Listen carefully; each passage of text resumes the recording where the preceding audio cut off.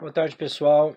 Hoje nós vamos falar sobre um texto que eu acredito que é um dos mais mal compreendidos na Bíblia, que normalmente ele é o mais utilizado, justamente por ser um versículo fácil de citar, mas eu entendo que esse texto também ele está entre os textos que normalmente são mal utilizados na Bíblia para determinada finalidade. Mas o fato é que essa afirmação, né, essa declaração desse versículo normalmente é tirada do contexto. É o texto de Mateus 24:13, que inclusive essa citação ela se repete em outros lugares também, que é aquele texto que Jesus disse em Mateus 24:13: aquele, porém, que perseverar até o fim, esse será salvo. Então esse é um texto que é usado e abusado, né? Por que ele é abusado? Porque ele é isolado do seu contexto, e quando a gente tira um versículo, né? Quando a gente pinça um versículo do seu contexto, esse texto, né, passa a se tornar um pretexto para o pregador dizer o que ele quiser, né? Então esse aqui é mais um exemplo de um versículo que é usado, mas que é tirado do seu contexto, porque esse versículo, aquele porém que perseverar até o fim será salvo. A gente vai prestar atenção exatamente o que ele quer dizer com a expressão até o fim e será salvo, né? São duas expressões que a gente precisa entender, obviamente, à luz do contexto. O que ele quer dizer com esse fim? É o fim da existência humana? Então é eu perseverar até o fim da minha vida? E será salvo, aqui ele está tratando de salvação da alma? Bom, a gente vai ver que não é isso que trata o texto, né? Mas vamos pensar um pouquinho exatamente na forma como esse pessoal pensa nesse texto, né? Eles pensam basicamente que o cristão precisa perseverar em boas obras, né? E ter fé em Jesus até o final da sua vida, para que então essa pessoa possa receber a salvação. Ou, normalmente essa é a visão, né, é a posição dos arminianos, né, que você precisa perseverar até o fim, demonstrar boas obras para que você então mantenha, né, ou mantenha assegurada a sua salvação. Essa é a posição dos arminianos. Agora tem também o equívoco dos calvinistas. Os calvinistas também entendem essa passagem, eu acredito que de maneira errada, porque embora eles não sejam arminianos em tese, mas no final os dois conceitos acabam andando no mesmo. Os calvinistas já vão dizer o contrário, que o perseverar até o fim seria então uma comprovação, uma evidência que de fato você não é um convencido, que você não é um cristão nominal, mas que você é uma pessoa de fato nascida de novo. Então, segundo o calvinismo, na interpretação desse texto, pelo menos o que a maioria dos comentaristas bíblicos reformados interpretam, eu tenho vários aqui, inclusive em casa, eu li há pouco um comentário essencialmente calvinista. Eles saem por essa outra tangente, dizendo que perseverar até o fim seria então uma demonstração de que de fato você é salvo, a evidência, né? Porque se a pessoa não perseverou até o fim, nesse contexto, nessa interpretação, né? Segundo essa interpretação, então se o crente, a pessoa supostamente não perseverou até o fim, então ele deu a evidência que ele era um convencido e não um convertido. Bom, eu acredito que é um outro erro, né, entender esse texto dessa maneira, porque de qualquer forma recai sobre a pessoa, né, a perseverança. Então a perseverança fica sendo de fato um sinal, uma evidência, quer para o crente que perde a salvação ou para aquele que precisa provar pela evidência, né, pela perseverança que ele é salvo. Então, de uma certa forma, por isso que eu disse que os dois se encontram. Porque o calvinista também precisa mostrar, ele também precisa provar pela evidência. Então, ele acaba caindo na mesma categoria, né, do arminiano, né, que acaba defendendo a ideia de que ou se perde a salvação, ou se prova que não é salvo porque não perseverou. Então, a perseverança também continua sendo o fator determinante na salvação. Mas será que existe uma terceira interpretação para esse texto? Claro que sim. Principalmente se você considerar esse versículo não à luz do calvinismo, nem à luz do arminianismo, mas à luz do contexto, né? À luz do que Jesus está falando aqui. Por isso que esse é um problema quando você se fecha dentro de um ismo, né? Seja de Calvino, seja de Armínio. E você acaba deixando Jesus para fora da interpretação, né? E eu quero mostrar para vocês que justamente esse texto não está tratando de salvação eterna. Esse texto, pelo contexto, irmãos, nós vamos notar que aqui ele não está falando de salvação, né? Esse texto, se você, agora explicando um pouquinho o contexto, os discípulos haviam feito uma pergunta para Jesus, né? A respeito do final dos tempos. Se você está comigo com a sua Bíblia aberta, você vai ver que essa foi a grande pergunta que os discípulos fizeram para Jesus. No versículo 3, eles disseram assim: no Monte das Oliveiras achava-se Jesus assentado quando se aproximaram dele os discípulos. Em particular, eles pediram: diz-nos quando sucederão estas coisas e que sinais haverá da tua vinda e a consumação dos séculos. Então, basicamente, a resposta de Jesus, o discorrer do texto está ligado a essa pergunta que foi feita. Então a gente precisa interpretar esse texto à luz dessa pergunta. Eles estão querendo sinais, estão querendo as evidências, né? Primeiro Jesus falou no capítulo 24, versículo 1 e 2, a respeito do templo. Quando eles estão lá no templo, ele diz que tudo ali vai ser destruído. E no versículo 3, eles já não estão mais dentro do templo, né? Quando Jesus falou que não ficaria pedra sobre pedra, agora estão no Monte das Oliveiras. E agora a pergunta é outra, não é mais sobre aquilo. A pergunta deles agora é relacionado ao final dos tempos, né? Qual que é a evidência que nós teremos do final dos tempos? E Jesus então discorre esse texto, falando que virão muitos em meu nome, que haverá guerras e rumores de guerra, que se levantarão nação contra nação. No 8, porém isso ainda é só o princípio das dores, né? Ainda não é o fim, ainda não atingiu o ápice da tribulação. No versículo 9, então sereis atribulados, vos matarão, sereis odiados de todas as nações por causa do meu nome. Nesse tempo, ele está falando desse tempo específico, muitos hão de se escandalizar, trair e odiar uns aos outros, levantar-se-ão muitos falsos profetas e enganarão a muitos, e por se multiplicar a iniquidade, o amor se esfriará de quase todos. E está descrevendo o mundo. Aquele, porém, que perseverar até o fim, esse será salvo.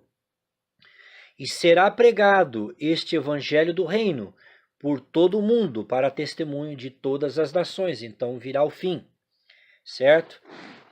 Vamos para a passagem correlata, passagem de Lucas 21, o mesmo assunto, o princípio das dores. Lucas 21, versículo 16, Jesus continua: e sereis entregues até por vossos pais, irmãos, parentes e amigos, e matarão alguns dentre vós. De todos sereis odiados por causa do meu nome. Contudo, não se perderá um fio da vossa cabeça. E na vossa perseverança que ganhareis a vossa alma. Então Jesus está falando a mesma coisa, que vai ser na perseverança que vocês vão ganhar a vossa alma. E voltando para o texto de Mateus, se nós continuarmos lá no texto de Mateus, Aí no versículo 15, quando, pois, virdes o abominável da desolação de que falou o profeta Daniel, e ele começa a discorrer, né? Então os que tiverem na Judéia, olha aqui a geografia de tudo que ele está falando. Esses cristãos vão estar onde? Né? Esses servos do Senhor, os eleitos, na Judéia, né? Fujam para os montes. Quem estiver sobre o eirado, não desça a tirar de casa coisa alguma. E quem estiver no campo, não volte atrás para buscar a sua capa. Ai das que estiverem grávidas e das que amamentarem naqueles dias. Orai para que a vossa fuga não se dê no inverno, nem no sábado. Anote essa expressão, nem no sábado. Porque nesse tempo haverá grande tribulação, como desde o princípio do mundo até agora não tem havido, nem jamais houve. E aí ele continua o texto. Você entende? Ó, Judéia, não, né, que a sua fuga não dê no dia de sábado. Né? E no 21, porque nesse tempo haverá grande tribulação, como desde o princípio não houve, né, até agora, e jamais haverá. Jesus aqui, se observa que ele está usando uma linguagem totalmente judaica, né? Que a vossa fuga não seja no dia de sábado, aqueles que estiverem na Judéia.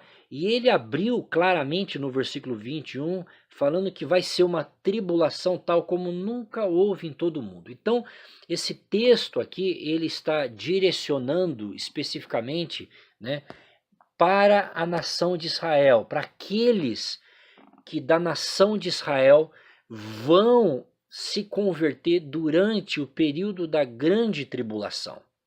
Esse texto aqui, essa carapuça aqui, não está falando para nós, não está falando para a igreja de Cristo, está falando para o Israel que vai reconhecer Jesus depois que o anticristo quebrar o pacto com ele, como está lá no livro de Daniel, depois que ele revelar realmente quem ele é, ele vai no meio da tribulação, né, no meio das 7 semanas, né, no meio da semana de Daniel, exatamente no meio, 3 anos e meio, ele vai romper a aliança com o povo da aliança, que é a nação de Israel.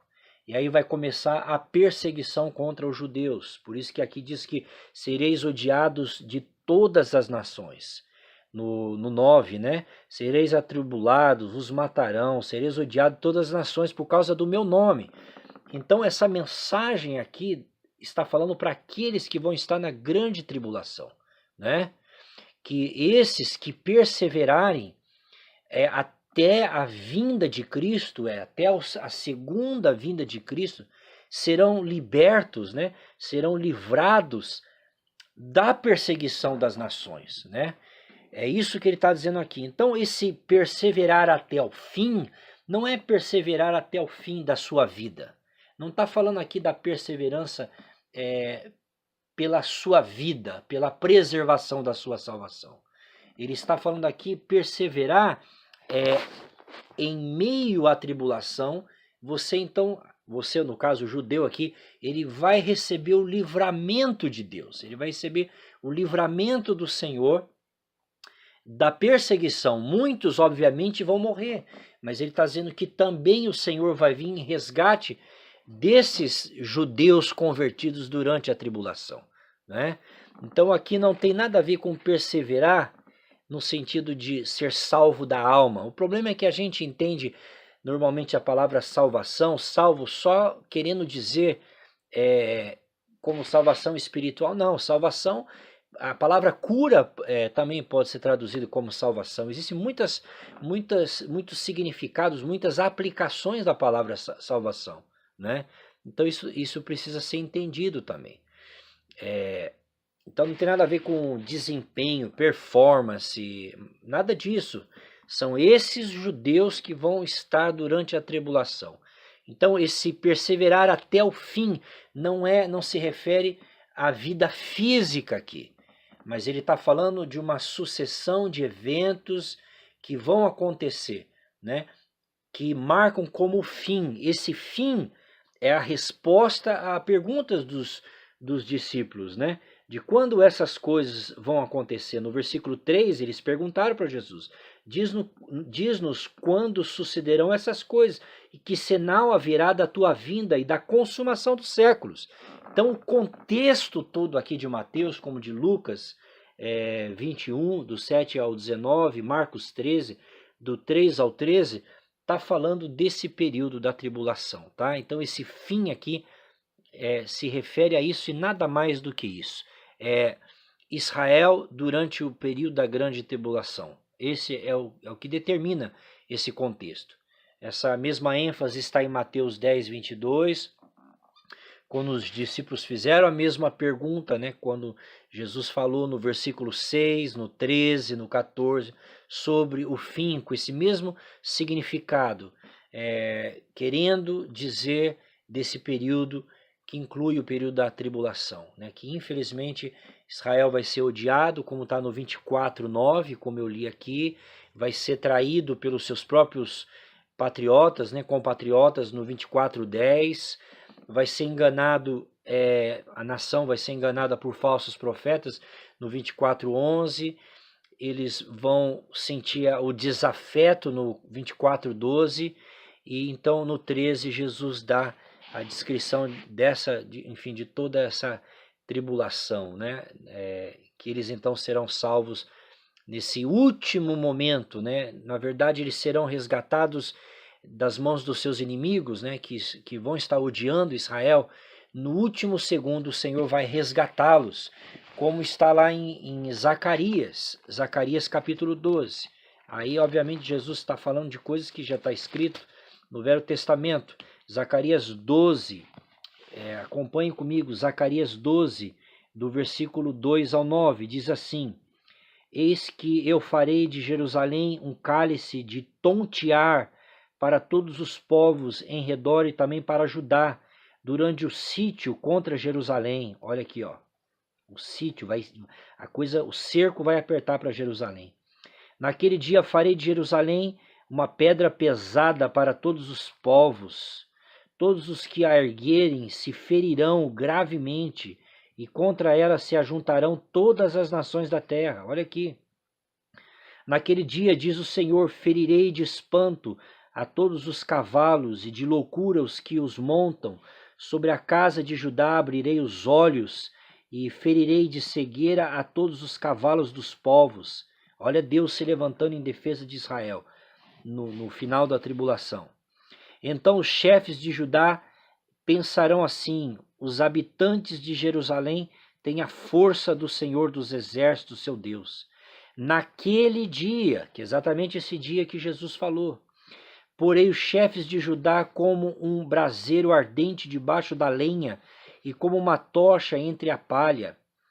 Eles devorarão à direita e à esquerda e todos os povos em redor, e Jerusalém será habitada outra vez no seu próprio lugar em Jerusalém mesma.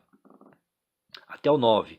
O Senhor salvará primeiramente as tendas de Judá, para que a glória da casa de Davi e a glória dos habitantes de Jerusalém não sejam exaltadas acima de Judá. Naquele dia, de novo, naquele dia, o Senhor protegerá os habitantes de Jerusalém, e o mais fraco dentre eles naquele dia será como Davi, e a casa de Davi será como Deus, como o anjo do Senhor diante deles. Naquele dia procurarei destruir todas as nações que vierem contra Jerusalém. Então o Senhor vai dar livramento. Paulo vai falar a mesma coisa lá em Romanos 11, 26. Olha só, acompanhem comigo, Romanos 11, 26.